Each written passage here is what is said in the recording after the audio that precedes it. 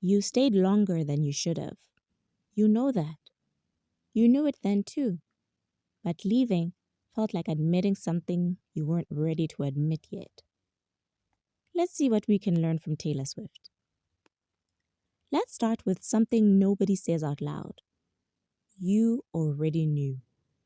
Long before you left, long before anyone else saw it, you knew. You felt it in the way the conversation changed, in the way you started choosing your words carefully around someone who was supposed to be safe, in the way you caught yourself performing happiness for someone who was supposed to actually know you. You knew. But knowing and leaving are two completely different things. Tell me, when did you first know it wasn't right? Not when you left. When did you first, quietly, privately, in a moment you didn't tell anyone about, know? Because I think for most people, that moment came long before the ending did. And everything in between that moment and the actual goodbye was the performance of staying for everyone else's comfort. See, Taylor Swift knew. You can hear it in every album. The moment the song stopped being about falling and started being about holding on to something already leaving. She knew with Jake Gyllenhaal, long before All Too Well became the song we couldn't stop playing. She knew with Joe Alwyn, long before 6 years became a quiet ending the world called failure. She knew. And she left anyway. Not immediately, not without cost, but eventually.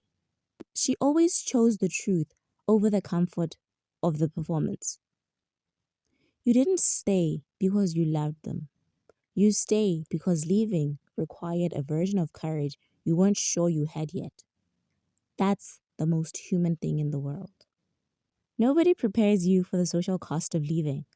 The looks, the questions, the family member who brings it up at Christmas 5 years later, like it's still evidence of something. The subtle implication, never quite said out loud, that maybe the problem isn't the relationships that keep ending. Maybe the problem is you. Have you ever heard someone say, "Don't you think there's a pattern here?" and felt the shame of it land before you could even respond? Here's what that question is really asking.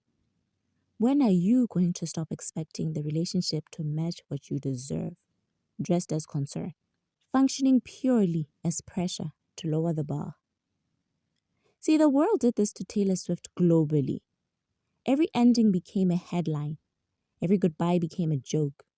Jane Gyllenhaal, a grown man who dated a 19-year-old, walked away without a scratch. Taylor Swift, a 19-year-old, became the punchline. And she kept leaving the wrong ones while the world kept score. There's actually a quote that goes, "The world will always have more to say about your endings than it ever had to offer when you were suffering inside them." Let that tell you exactly how much its opinion is worth. See, everyone talks about having standards like a badge. Nobody talks about what they actually feel like on a Friday night when you're alone again. When the person you said no to has already moved on and looks inexplicably happy. And you're wondering if happiness was the point, and you missed it by being too selective. 3 a.m. has a way of making standards feel like stubbornness, of making the person you left look better than they were. And in that darkness, the question arrives, what if I'm the problem? What if I'm too picky? That question is the real price of standards. And most people, when it arrives often enough, quietly lower the bar and call it growth, when what they're actually being is tired. Taylor Swift paid this price publicly. Her 3 a.m. question was delivered by late night hosts, by Twitter, by people who had never sat alone on a Friday night wondering if their standards were just loneliness in a more sophisticated outfit. She paid it, kept the standards, and eventually, Travis Kelce. Remember, standards feel like power in moments of clarity. They feel like punishment at 3 a.m. Keep them anyway. The 3 a.m. version of you is not qualified to make this decision. I want to be honest with you because this show doesn't do comfortable. Not every ending is brave. Not every goodbye is growth. Sometimes leaving is just fear with a better branding. Sometimes the pattern isn't I keep choosing the wrong people. Sometimes it's I leave before things get hard enough to require real vulnerability. Those are different things. And only you, in the place where you're completely honest, know which one is true for you. Here's the question that separates them. Are you leaving because this relationship is genuinely wrong for you? Or because staying requires you to show up in a way that scares you? One of those is standards. One of those is avoidance. They feel almost identical from the inside. The difference: standards leave you sad but clear. Avoidance leaves you relieved, then guilty. Then back on someone's doorstep 3 months later because the clarity never came. Leaving isn't always brave. Sometimes it's just easier than staying. Know which one you're doing. Your answer changes everything. Here's what happened when Taylor Swift stopped justifying her endings to a world that already decided what they meant. She found Travis Kelce at 33, after a 6-year relationship that didn't work, after a decade of headlines, a man who celebrates her in stadiums full of her own fans and looks like the luckiest person in the building.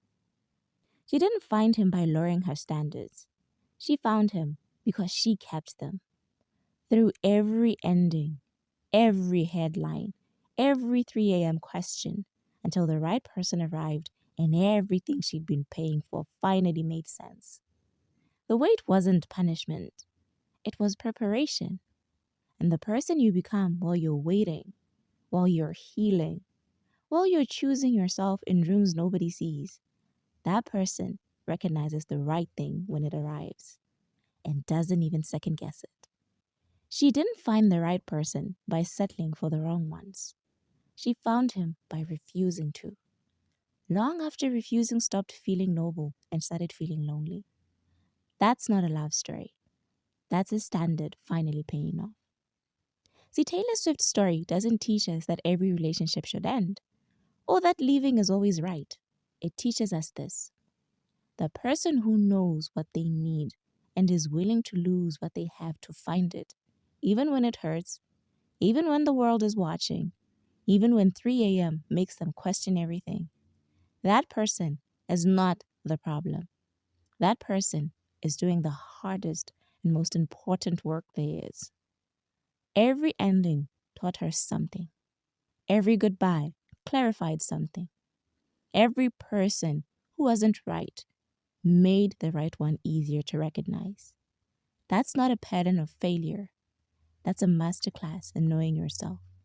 And you, with every ending you've survived, every relationship you've left or been left by, every 3 a.m. question you've sat with, you've been doing the same thing.